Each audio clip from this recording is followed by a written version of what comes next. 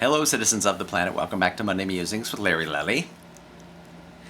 And this week, I was reminded of something in my professional life that I encountered when I first got out of school and was embarking on this crazy life of a freelance professional musician.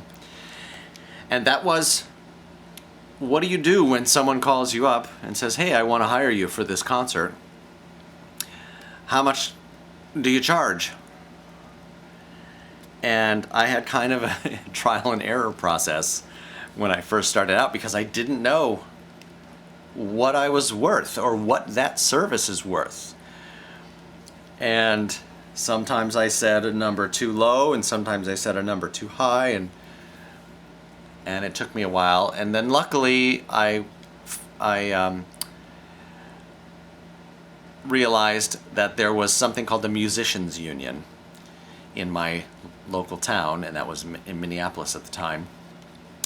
And I was encouraged by someone to join the union and to become a professional musician. That's what you would do. And then you could work professional musician jobs. So I did that, and it was a great thing, and I learned so much about what the union does to protect wages and musicians and their welfare and benefits and things like that. And ever since I've become a lifelong union supporter, I believe in them very much. I believe they are important. With any group of people who are doing work for very, very large employers, it's important to have the option and ability to organize as laborers and form a union if they so desire.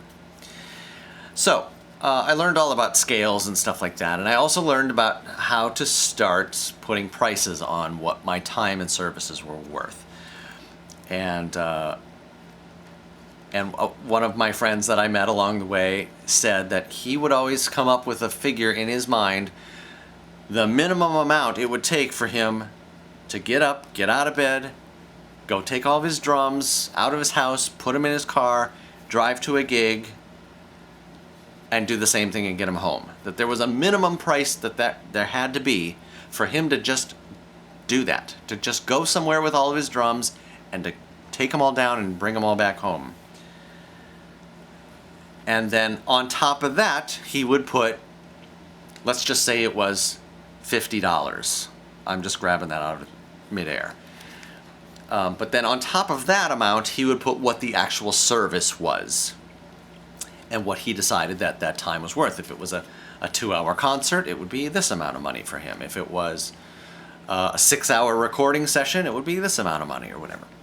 And so sometimes we have to do that when we're not working under a union contract, or people, like I had to do it a lot when I was working in Nashville, Tennessee, because not everything is union work down there. There's a lot of stuff that is non-union work, and it's what they call a right-to-work state, I believe. I believe it still is.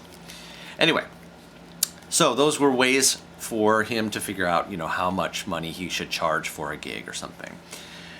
So that's a good thing to keep in mind. The other thing that you need to keep in mind that I wasn't thinking of until I was out in the real world and doing it is, those of you who are young musicians or aspiring professionals, you know this.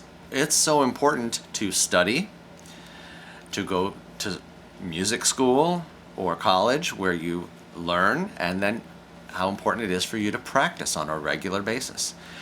And as professional musicians, we need to incorporate that amount of time that we spend every single week just to maintain our craft and our skills, so that we can have the ability, so that we do have the ability to go and play a professional level gig when the opportunity arises. And we need to factor those amounts in as well. It's a non-stop, never-ending process of maintaining our skill set by practicing, working on technique, taking care of ourselves properly. Our body is our instrument, so to speak, and for many people it actually is, like singers or dancers, actors, voiceover artists, etc. But I need to stay healthy if I have a very physically demanding job where I'm using all of my limbs and it's an aerobic workout, and so I have to maintain, my self in a certain way so that I can get through playing a 15-hour day of rehearsal if I have to. So I can physically do it, that I have the stamina to get through it. So we take all those things into account when we are negotiating a salary that has not been set under a union agreement. So I thought that was interesting food for thought for all of you young musicians out there looking to go into the professional music career. Okay, thanks for tuning in. I will see you next week.